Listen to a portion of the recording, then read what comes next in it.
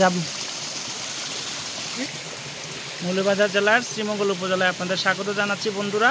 আপনারা হয়তো ভাববেন কোন পাহাড়ে চলে আসছি, জঙ্গলে চলে আসছি। এটা শ্রীমঙ্গলের এই ভিতরে হরিণছড়া চা বাগানে আসলে এই জায়গাটি আপনি দেখতে পারবেন। আপনারা আসতে পারেন এবং জায়গাটি অত্যন্ত সুন্দর। পুরাটা ছড়াই হচ্ছে পাথরের ছড়া, গিরিধারা। আমরা অনায়াসে সেটাকে সুন্দর না বলার উপায় নেই। আপনি যত আসবেন ততই আপনার ভালো লাগবে। সাথে থাকুন, আমরা পরবর্তীতে অংশ আপনাদের দেখাচ্ছি।